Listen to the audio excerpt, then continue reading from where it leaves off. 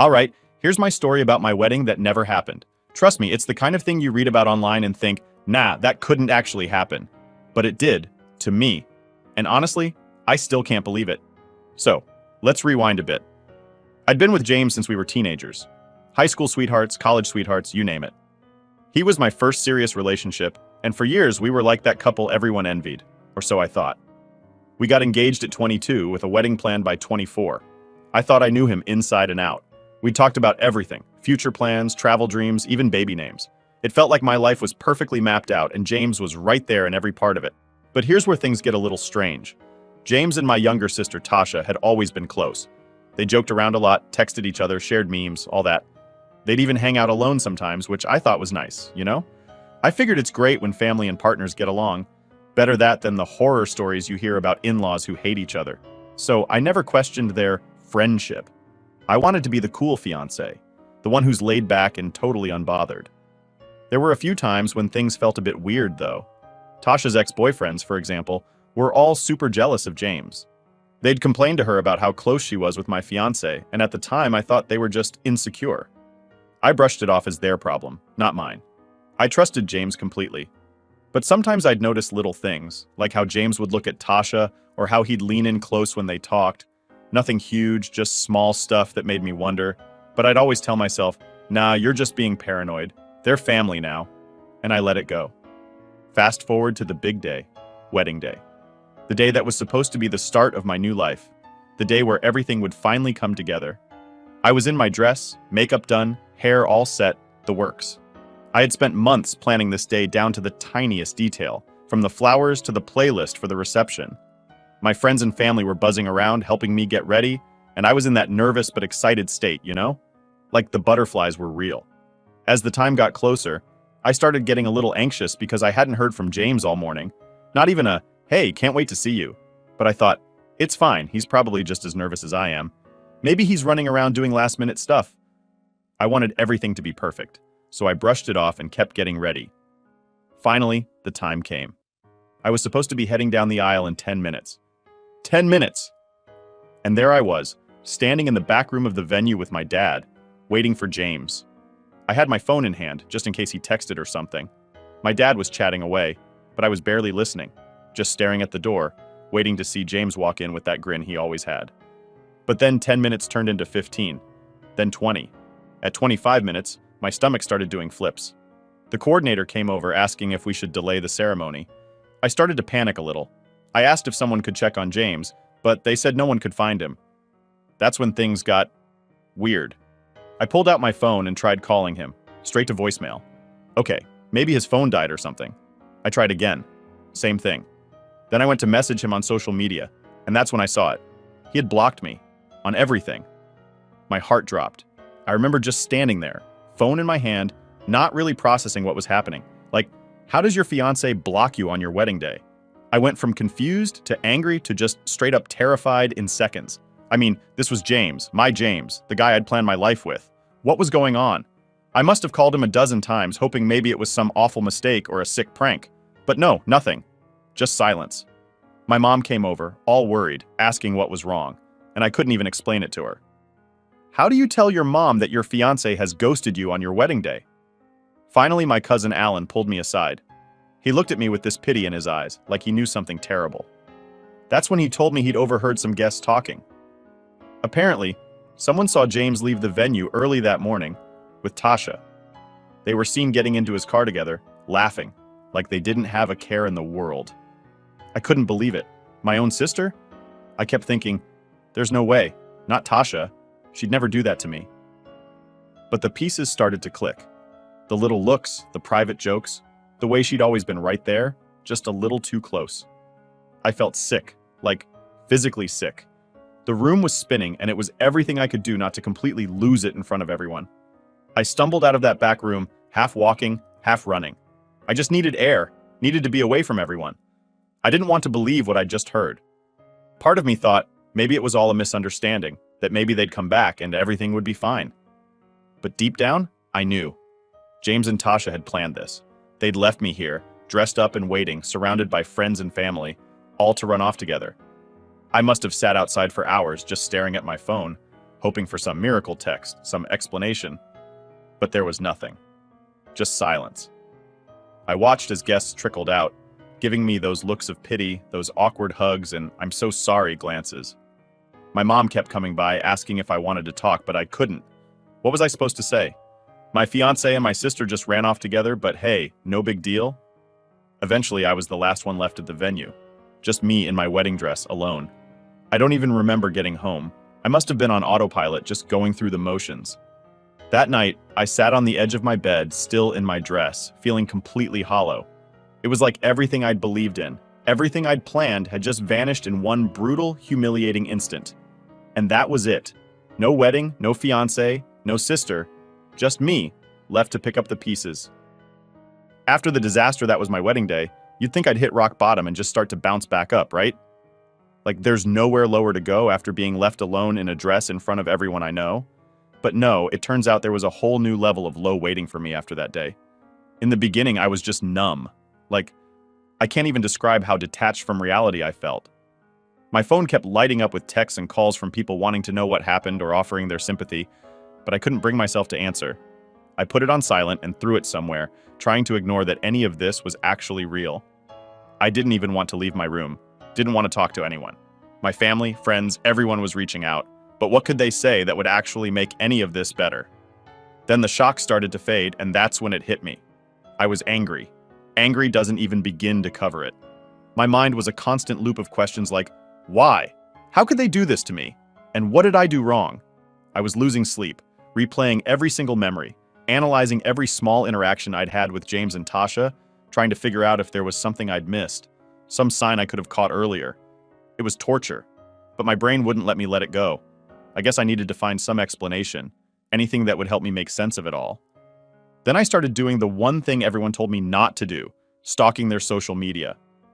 Yeah, I know, bad move, but I couldn't help it. I needed to know what they were up to, if they were flaunting their relationship, or if they'd just gone off grid.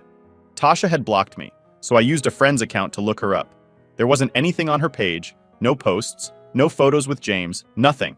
It was like she'd wiped her entire online existence clean. That somehow made it worse because now it felt like they were hiding something, and I was left in the dark with nothing but my assumptions. Eventually, I hit this weird stage where I wasn't just angry, I was embarrassed. I kept replaying that wedding day, remembering how I'd sat there, waiting like an idiot, not even realizing what was going on.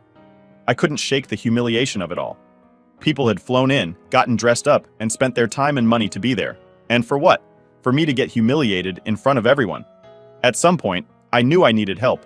I was barely eating, wasn't sleeping, and I felt like a shadow of myself. A friend suggested therapy, and at first I kind of laughed it off. I didn't think talking to someone would make a difference. It wasn't going to magically bring back my old life. But she convinced me to try one session just to get things off my chest. That first session, I didn't even know where to begin. I sat there for a good 10 minutes, just staring at the wall, trying to figure out how to explain this mess. When I finally opened up, it all started pouring out. The betrayal, the anger, the humiliation, everything. And for the first time, someone listened without pity, without judgment. Just listened. I can't say it fixed me, but it felt like I was unloading some of the weight I'd been carrying. Little by little, I started finding small ways to rebuild myself. I got back into things I'd put on hold during the whole wedding planning circus. Joined a book club, went to a few local meetups, tried to reconnect with friends I'd sort of let fall to the wayside. I even started jogging in the mornings, just to clear my head and start each day with a fresh mindset. But healing wasn't some linear thing where I kept feeling better every day. Some days I'd feel okay, almost normal, and other days the reality of it all would just hit me like a truck. I'd think about how I was supposed to be a wife by now, maybe even planning for a family. And then I'd remember how I'd lost not only James, but also my sister. Like, how do you even grieve that? Losing your fiancé and your sister in one move? And then there were the people around me. Some of my relatives tried to be supportive, but they didn't really get it. They'd say things like, "You're better off without him," or "You'll find someone else." I know they were trying to help, but that just wasn't what I needed to hear. I needed to understand why they did this, not get pep talked into moving on like it was a bad breakup or something. This wasn't just losing a boyfriend. This was my entire future and my trust in two people I thought I could rely on. Through all of this, my cousin Alan was a huge support. He's the one who told me about James and Tasha leaving the venue, and he didn't try to sugarcoat anything after that. He'd let me vent, sit there with me when I was having a bad day, and even pushed me to go out and do something fun when I felt like locking myself in my room. He's a quiet guy, not big on the whole talk about your feelings thing, but he just kind of knew when I needed someone. I owe him a lot for that. Over time, I stopped checking their social media. I stopped wondering if they were happy together, if they were still together. I figured it was only hurting me, and they didn't deserve to live rent-free in my head any longer. After a few months, I moved into a new place. New apartment, new neighborhood, just a fresh start where I didn't have to be reminded of all the plans I'd made with James. Moving on wasn't easy, but I felt like I was finally getting somewhere. And I didn't need him or anyone else to get there. I won't lie. Part of me still felt like I'd lost something huge. I'd lost my sense of trust in people. I questioned everyone's intentions, even close friends, wondering if they'd betray me too. It's hard to shake that kind of paranoia, and I'm still working on it. But I was learning to be okay on my own. I was building a life that didn't include either of them. And for the first time, that didn't feel like a tragedy. It felt freeing in a way. By the end of that year, I had my own little routine, my own place, and my own life. It wasn't the life I thought I'd have, but it was mine. I'd found a kind of peace in that, a weird acceptance that things don't always go the way you expect, but sometimes that's okay. Looking back, I'm proud of how far I came. That whole mess broke me down to nothing, but I didn't stay there. I built myself back up, piece by piece, until I didn't even recognize the person I'd been before. And maybe that's for the best. Months after I'd finally gotten some kind of peace back, I was almost in this routine where I didn't think about James or Tasha every day. I was working, seeing friends, going to the gym, even dating here and there. Life was moving forward, slowly but surely. So naturally, it all had to be interrupted. And of course, it was by none other than James. One random Tuesday night, my phone buzzed with an unknown number. I almost didn't answer, thinking it was probably just another spam call. But something in me was curious. I picked up. "Hello?" I said, half distracted. There was a pause, and then I heard it. James's voice on the other end. "Hey, it's me." For a second, I thought it was a sick joke. My brain struggled to register that I was actually hearing his voice after all these months. This was the guy who'd left me alone in a wedding dress, the guy who had run off with my sister. And here he was, acting like it was just some normal catch-up call. My stomach did a flip, and all that anger and hurt I'd pushed down just started bubbling up. "What do you want, James?" I kept my voice cold, trying not to let him hear how his call was getting to me. He sounded different. His voice was rough, like he'd been crying or maybe just hadn't slept in days. I just wanted to talk. I know this is weird, but I need you to hear me out." My first instinct was to hang up right there. I didn't owe him anything. But my curiosity got the better of me, and I figured what's the worst that could happen by just hearing him out?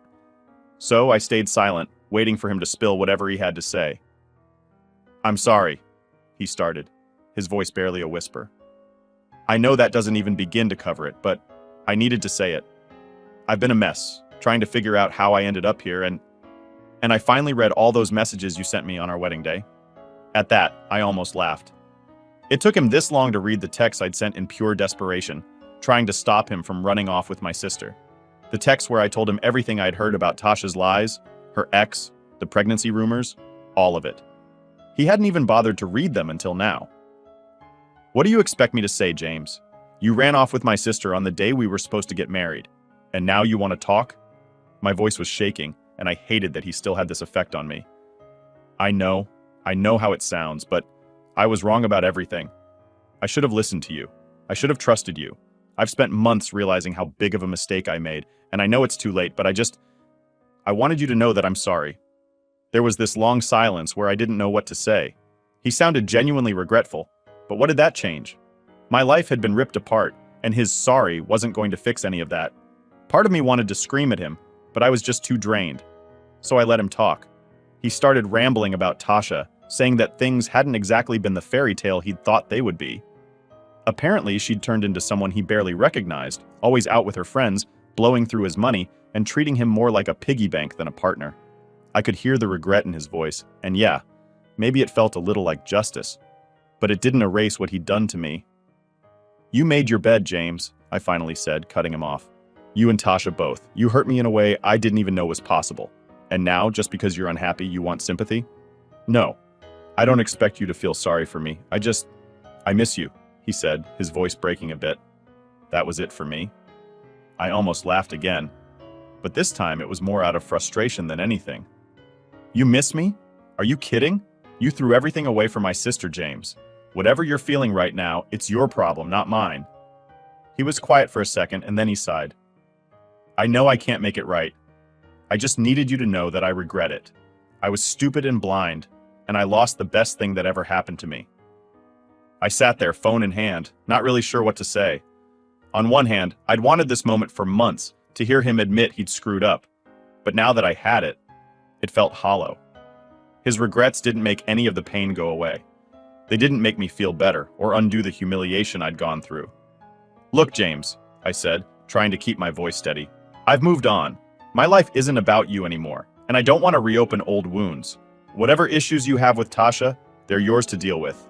I've got my own life now. He didn't argue, didn't push. He just let out this long sigh, like he knew this was the end of it. I understand.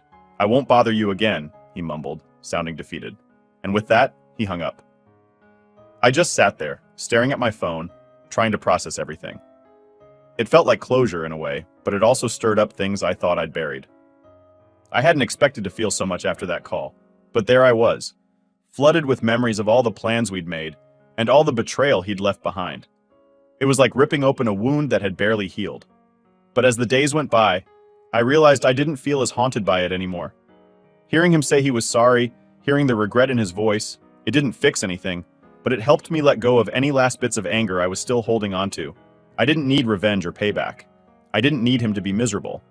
I just needed to know that I was done with him for good. After that call, I blocked his number. I wasn't going to let him keep popping back into my life whenever he felt like it. I was finally in a place where I felt like I could breathe again, and he wasn't going to take that away from me. That chapter was closed, locked, and thrown away. Looking back, that call was exactly what I needed. Not because I wanted him back or because I wanted his apologies, but because it gave me proof that I'd made the right choice by letting him go. Thought that after James's call, I'd finally have a bit of peace. Like that was the final bit of closure I needed. But what I didn't see coming was the storm brewing with my family. Because of course, it wasn't enough for James to come out of nowhere. My family had to get involved too. The day after James called, my mom reached out. At first it was a simple text, just a, "Hey, we haven't talked in a while, how are you?" Which felt way too casual, given everything that had gone down.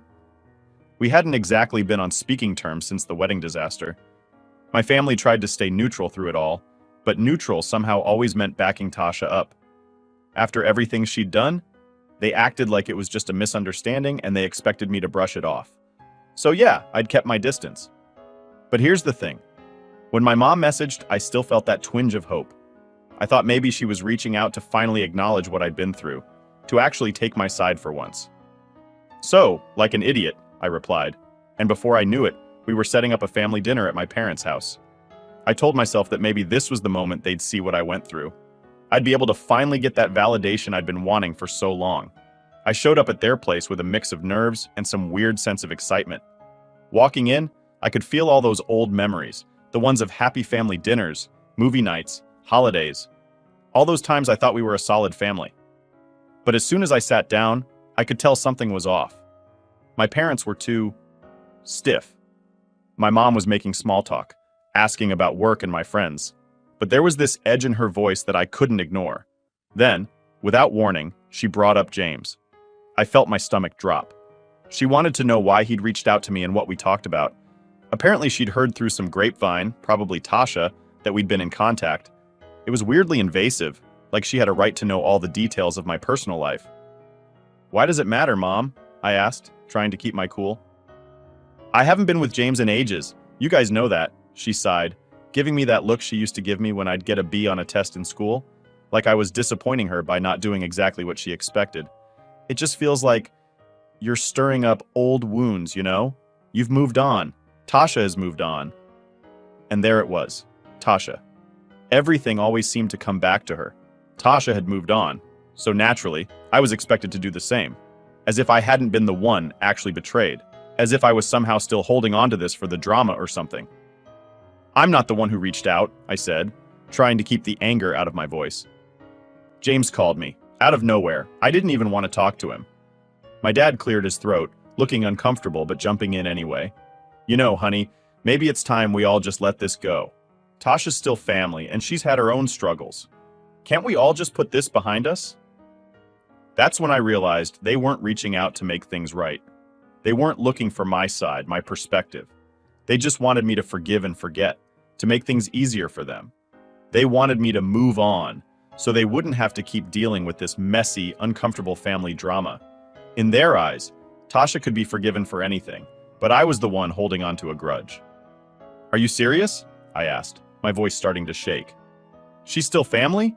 I was supposed to marry James. She ran off with my fiancé, left me standing there like an idiot. And you think I'm the one who should just move on? Like it's nothing? They looked at each other, then back at me, and my mom gave me this sad little smile like she was dealing with a difficult child. Sweetheart, we know it was hard on you. But Tasha's still our daughter, and she needs support too. I just stared at them, stunned. The message was clear. I was expected to take the high road, to suck it up and be the bigger person. Tasha was the one they were worried about, not me, not what I went through. Tasha, the golden child who could do no wrong in their eyes, even when she'd stabbed me in the back. Something in me snapped. I pushed my chair back and stood up, my hands shaking. I'm done, I said, my voice stronger than I felt. You're asking me to ignore everything she did, to pretend like none of this happened, just because it makes you uncomfortable. Well, guess what? I'm not just moving on because it's convenient for you. My mom tried to say something, but I didn't let her. I grabbed my stuff and walked out, leaving them sitting there, shocked. I'd always been the quiet, compliant one, the one who never made waves. But in that moment, I knew I couldn't be that person anymore. They wanted me to sacrifice my own peace, my own feelings, for the sake of keeping the family together. And I wasn't going to do it. The car ride home was a blur. I was angry, hurt, but mostly just sad. Sad that my own parents couldn't see what I'd gone through, that they were so blinded by their need to protect Tasha that they couldn't be there for me. It was like losing them all over again. But at the same time, there was a weird sense of relief. Like I'd finally taken a stand for myself, even if it meant burning some bridges. For the next few days, I didn't answer their calls or texts. They left voicemails, sent long messages, but I couldn't bring myself to listen or read any of them. I was exhausted, emotionally drained from years of putting myself last to keep them happy. And I didn't want to keep doing that. Then, a few days later, my cousin Alan reached out. Alan had been my rock since the wedding disaster, the one family member who didn't pressure me to get over it or play nice. He didn't try to lecture me or make excuses for anyone. He just listened. And when I told him about the family dinner, he didn't act surprised. If anything, he looked like he'd been expecting it. They've always had a soft spot for Tasha, he said, shaking his head. But you don't have to put up with it. You've done enough. Hearing that from someone who actually understood where I was coming from felt like a lifeline. He reminded me that it was okay to set boundaries, to protect my own peace. For so long, I'd been caught up in trying to keep everyone else happy, and here he was, giving me permission to finally prioritize myself. And that's when it hit me. I didn't need their validation anymore. I didn't need them to understand my side, to apologize, or to make it right. I could let go without their approval. For the first time in a long time, I felt like I was in control of my own story. So, yeah, maybe I was facing the past, but this time, it was on my terms. And honestly, that was more healing than any apology they could have given me. When I thought I'd finally gotten some distance from all the drama, my phone buzzed with a message that felt like a punch to the gut. It was from my mom, who'd clearly been holding back until now. The message read, "We've been trying to reach you. It's time to stop avoiding this and come back to your family. Tasha is your sister, and families forgive each other. If you can't let this go and make peace with Tasha, then maybe you're not interested in being part of this family." I stared at my phone, feeling my heart sink. After everything I'd been through, they were now threatening me, pushing me to forgive or face being disowned. It was like all those months I'd spent healing and standing my ground had meant nothing to them. I took a few deep breaths, feeling a mix of anger and sadness. Why was it so easy for them to side with Tasha? She was the one who betrayed me, yet they were acting like I was the villain here. I called my cousin Alan, the only family member who'd stayed solidly in my corner. He picked up on the first ring. "They're giving me an ultimatum, Alan," I said, not even bothering with a greeting. There was a silence on the line, then a deep sigh. I had a feeling they'd pull something like this. They're trying to guilt you into coming back. They don't want to lose their image of a happy family, even if it means completely disregarding what you went through. I felt a lump in my throat, holding back the urge to scream. How can they just act like none of this was a big deal? I mean, I was left at my own wedding. Tasha and James didn't just hurt me, they humiliated me, and they want me to just let it all go? Because it's easier for them, Alan said. If you forgive Tasha, then they don't have to deal with the reality of what she did. They get to pretend it was just a mistake and move on. They're doing this for themselves, not for you. Hearing it put so bluntly somehow helped. He was right. My family wasn't asking for my forgiveness because they cared about me. They were doing it because they didn't want to face the consequences of their own failure to hold Tasha accountable. Look, you know what you need to do, Alan continued.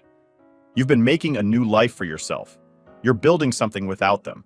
If they can't respect your boundaries, then maybe they don't deserve to be part of that life.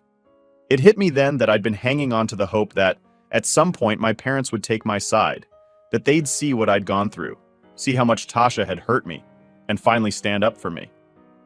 But that was just a fantasy. They were never going to change, and staying in their lives was only going to keep me in a place of hurt. I took a deep breath, nodding to myself. You're right, Alan. It's time I let go. For real this time. That night, I sat down with a piece of paper and started writing. It felt kind of ridiculous at first, like I was in a movie, but it was the only way I could get everything off my chest. I wrote down everything. How betrayed I'd felt by Tasha and James, how humiliated I'd been on that day, and how hurt I was that they'd taken Tasha's side. I told them that if they couldn't respect my feelings or even acknowledge what I'd been through, then there was nothing left to say. When I finished, I read it over, my hands shaking a little. But as I reread my words, I realized how much I'd been holding in. All the hurt, the anger, the disappointment, it was all there on the page. This was my chance to finally let go, to stop looking back and start moving forward without the weight of their expectations and demands. The next day, I mailed the letter. I didn't expect them to understand. I didn't expect an apology or even a reply. This was for me, a final way to draw a line and protect myself from any more hurt. And as hard as it was, I felt lighter, knowing that I'd done what I needed to do. In the weeks that followed, my family tried every way possible to get back in touch. My dad sent emails, messages popped up from my mom on every social media platform, and even distant relatives started reaching out. They were all saying the same thing, that I was being stubborn, that I needed to make things right with Tasha for the sake of the family. But none of it shook me. I had said my piece, and for the first time, I felt at peace with that. Alan kept me updated on what was going on, and apparently Tasha was still playing the victim, acting as though I was the one causing the family divide.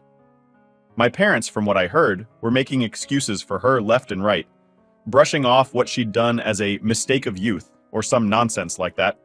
It was maddening, but I realized that it was their problem now, not mine. I threw myself into my new life, focusing on things that actually brought me joy. I got more involved in work, took on new projects, and even made a few close friends who knew nothing about my past and just saw me for who I was. For once, I was living for myself, not trying to fit into someone else's idea of who I should be. Then one evening, I was out with my new friends when my phone buzzed. I glanced down to see an email notification from my dad. I felt a pang of guilt, but then I reminded myself of all the pain I'd gone through, all the times I'd been asked to just let it go for their convenience. I knew I couldn't go back to that. I deleted the email without reading it, feeling a weird sense of satisfaction. I was done with their guilt trips and their demands. Life kept moving forward. Every day felt a little brighter, a little easier, as I stopped looking back and focused on what I wanted. Sure, there were moments where I'd feel a twinge of sadness, a reminder of what I'd lost. But then I'd remember all that I'd gained, the freedom, the peace, the chance to be myself without any strings attached. In the end, breaking away was the hardest and best thing I'd ever done. It wasn't the life I'd imagined, but it was a life I'd built on my own terms. And for the first time in a long time, I felt like that was enough.